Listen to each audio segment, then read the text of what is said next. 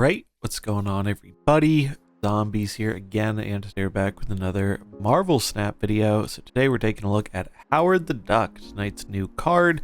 I talk a little bit about what this card does, if he's worth your tokens, and then get into some day one decks you might want to try if you happen to purchase or open this card. Before we get into it, do want to mention the article, which will be linked in the description, from Den, who made these decks. And if you want a bit more in-depth writing on, what these decks are kind of built to do, as well as a very good argument for buying cards just because you enjoy them, not just because they're, the next OP card, definitely recommend giving the article a look. Again, link in the description. Let's talk a bit about Howard the Duck, though. So Howard the Duck is a 1-cost, 2-power ongoing. Tap this to see the top card of your deck.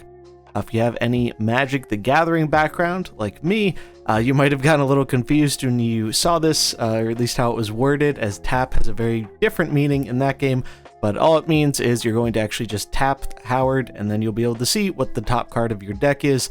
Howard is actually already live via random generation in the game, and so we've seen how this effect works, and it's basically just like Iron Lad. You click the card, and then it'll show on a space behind it what the top card of your deck is. This is a fairly powerful effect. Knowing what your next draw is going to be so you can better plan out your game plan is a pretty good thing.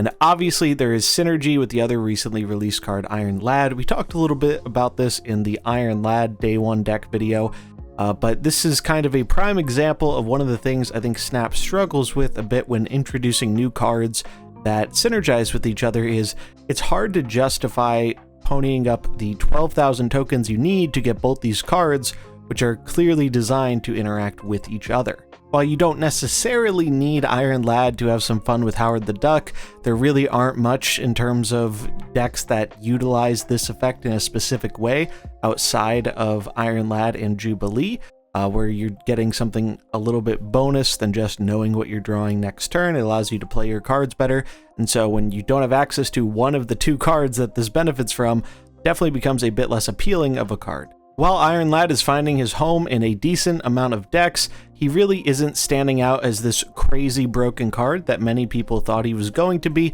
So I see a lot of people saying they're probably going to wait for him to drop to Pool 4, and I would not be surprised if people took the same approach with Howard. The card is by no means bad, but 6,000 tokens is a very hefty cost, so it takes a lot for someone to justify that, and especially in a month with other very interesting cards, particularly High Evolutionary and the recently released Iron Lad, it can be pretty hard to justify the tokens for Howard when you could spend those same tokens and basically unlock a whole new deck or archetype with the same amount. I do want to mention a point Den touches on in the article though, and that is spending your tokens on what brings you the most fun and joy. And for some people, that will be Howard. Maybe you just have some fond memories of this character, saw the movie many years ago, and you just think it's a neat effect. And if that's the case, maybe this is a 6,000 purchase for you. But if you're really more geared into being competitive and trying to get the best value for your tokens, I think this is one a lot of people are going to pass on. But if it really speaks to you, I think there's no harm in using your tokens. Games are meant to be fun, and if this seems like more fun to you than some of the other options available, you should go for it. I basically did that with Stegron a few weeks ago when he came out. A lot of people weren't really hyped on the card, and though he's not some top tier meta breaker, I had a lot of fun with it, and I felt like I was justified in my purchase. So if Howard really speaks to you, if you're just a fan of ducks, then maybe this is the card for you. So let's take a look at some of the decks we have here for day one for Howard. The first deck here is a Galactus deck. I think this is one of the decks where Howard has the most potential, and the main reason for it is Galactus is obviously a combo-oriented deck. You're just trying to get your Galactus out and win the game.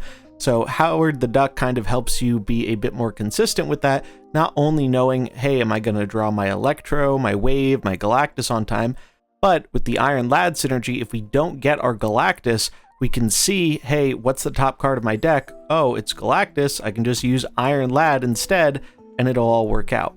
So I really like that aspect for this card, and I think it is going to probably see the most potential in this archetype for that reason. It's also just good to know, hey, am I drawing the cards I need to reasonably stay in this game? And I think that is going to be a lot of the power that Howard provides.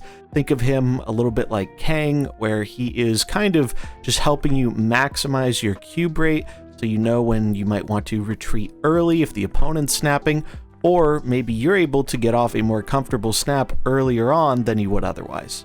Another home for Howard is going to be the Electro Ramp decks. So these are decks that care a lot about drawing a specific set of cards early on in the game, so knowing if you're going to be hitting your ramp on time or if you're going to be missing, a really big benefit of Howard. These kind of decks really have a hard time when they miss on their ramp, as they are very top heavy. You can see more than half of the deck here costs 5 or more.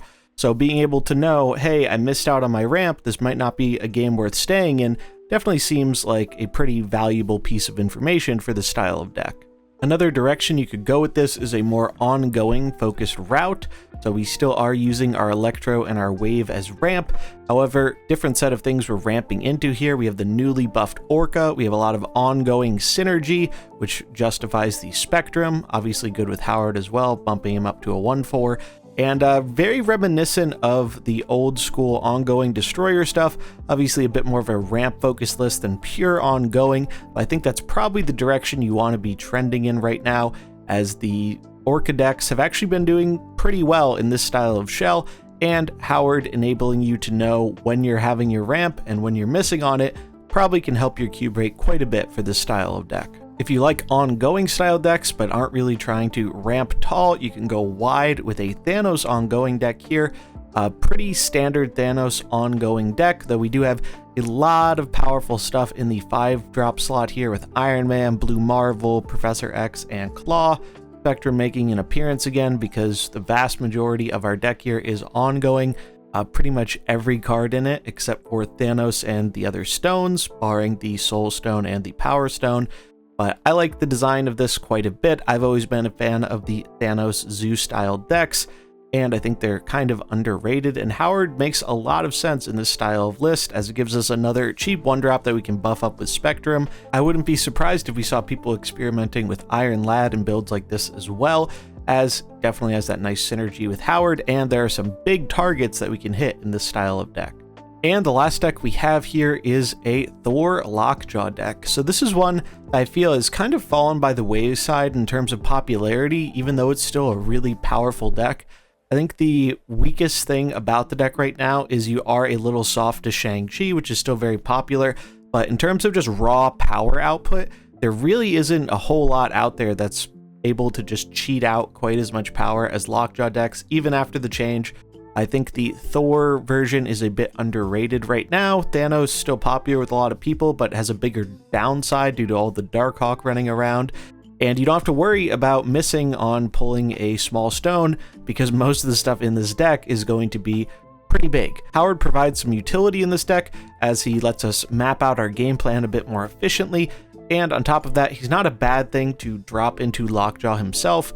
Oftentimes these decks run at least 2 things to throw into the Lockjaw for cheap, and Howard makes a lot of sense, especially in a version where you're running Jubilee, so you can more reasonably predict what she's going to pull.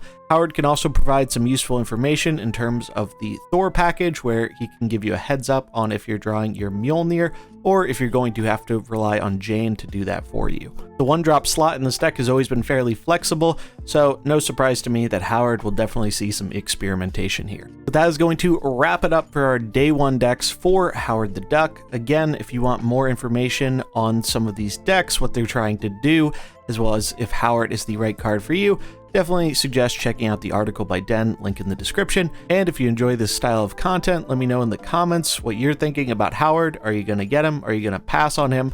Is there stuff you're interested to try, or are you going to wait for him to drop down in the series? That's going to wrap it up for this video. If you enjoyed it, remember to like and subscribe, and stay tuned here on Marvel Snap Zone for all your Marvel Snap content.